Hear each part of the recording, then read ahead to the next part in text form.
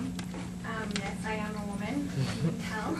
Here to represent women in Islam, inshallah.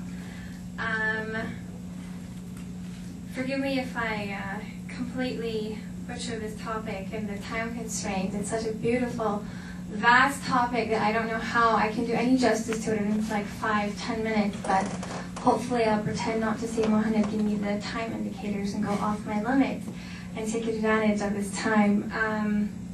And I'm extremely nervous, so forgive me if I start stuttering, lose my train of thought, or yeah. Okay, one of the most misunderstood and stereotyped aspects of Islam is that the role and treatment of women. The widely held perception of Muslim women is that they are oppressed, submissive, second-class citizens, hidden from view by veiled layers, uneducated, denied basic rights, and good only for producing babies and making bread. That's really what people think of us, unfortunately.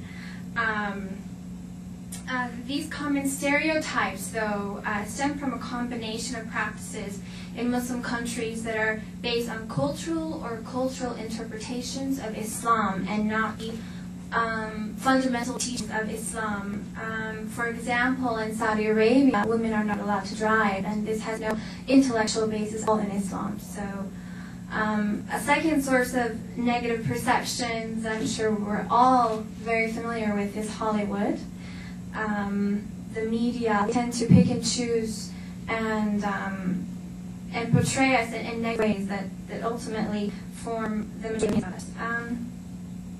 So I'm going to go through, hopefully, and debunk a couple of these myths. The first one I'm going to start out with is hijab.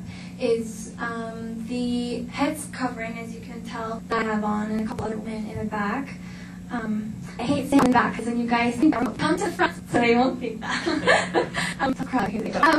So you have to do women who wear the hijab as oppressed, enslavement, hindered, not being very oppressed. While on the contrary, women with hijab, I feel very liberated, and we're able to protect our dignity and integrity with the hijab because people aren't looking at us per se for our physical appearances and more so our intellectual and like personality.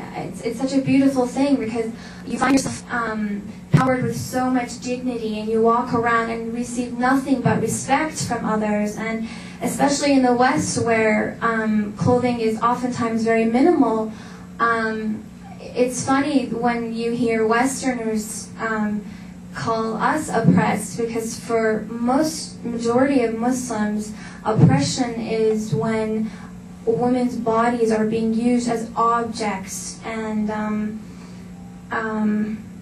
women are allowing that on themselves for men to use their bodies as objects and be treated based on their mini skirts and whatnot. We won't go into that. Like I said, hijab protects the woman's honor for being looked upon as just another object, another sexual object, I must say, from men. And I feel that if women universally around the world were to adopt the form of hijab, you would see so much less incidents such as rape and molestation that are, I mean, if you look at the statistics, there are more men raping a woman and more men who are viewing pornographic magazines and using forms of prostitution than women, so that should kind of say something. The larger philosophy, however, behind hijab is not just the mere headscarf or long sleeve, long pants. It has to do with the whole embodiment of the woman and of the man. And the other myth that I'm going to try and debunk right now is that many Westerners and non-Muslims believe that the hijab is just for women, whereas in the Quran, in Surah Nur, verse 24 through, I think, 31, Allah subhanahu wa ta'ala revealed the verse for men first for hijab. And let me pull that out for a second.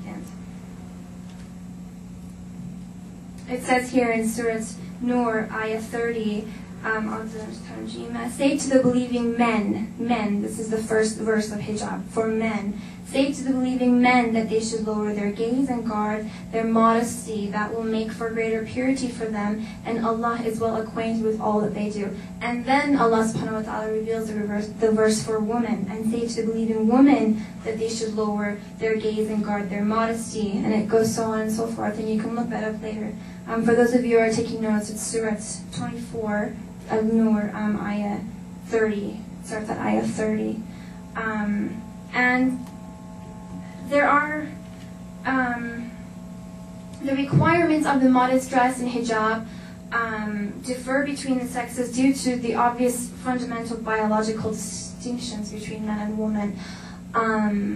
Women are more curvy. They're much more attractive, I feel, than men. For that reason, the hijab guards that for them and protects them from that. I always love to say that Islam glorifies women so much. It's like women are one of the most important thing. Basically, the most important thing in Islam. There's a hadith from the Prophet saying that the gates of heaven lie at the feet of your mother, and oftentimes when I try to explain hijab to non-Muslims, I compare it to the pearl is the most precious thing in the sea, in the ocean, and the pearl is enclosed in a shell. In the same respect, women are the most precious things in Islam, and the hijab is that protection for them.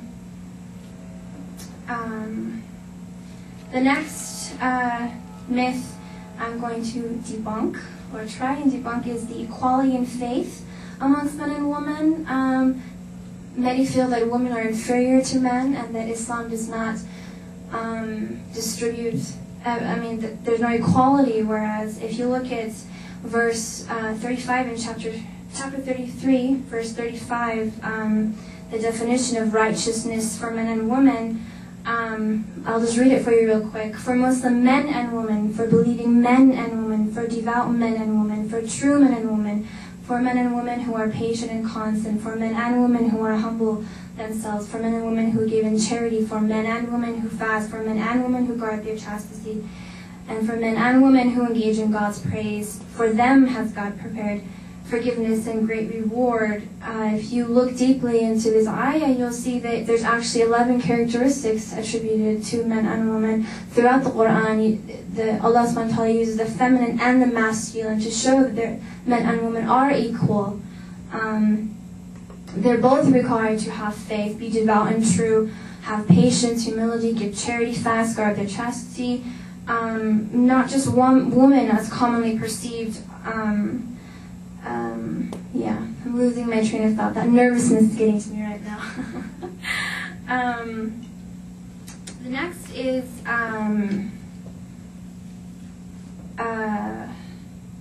sorry, one second. I have so many notes here. I tried to do my best to condense it, but there's just so much information. Women and men, the domestic sphere, responsibilities in marriage. Oftentimes Westerners think that women are confined to the house. They are just sitting there, not doing anything, and just waiting for their husbands to come home. For Muslim women, marriage is not a change of identity. In fact, women keep their maiden name. They oftentimes do not change their identity. Oftentimes do not change their identity. Similarly, a woman's property and money remains hers. Actually, I think this is amazing to me because here in America it's always like 50-50, even in divorce cases. In Islam, a woman is entitled to all the money she makes. She has no responsibility whatsoever to give any money to her children, her husband. It's hers, and to use how she pleases, and her husband has no say on how she uses her money. It's her choice to work or not, and the money is hers. Her property is hers, everything, hers. The man has no say in that. It's actually the man's responsibility to provide financially. A woman can even demand money from her husband when she's breastfeeding her child. If a woman was born in a home where her father had a maid in the home, the husband is required to provide for a maid or help out in housework.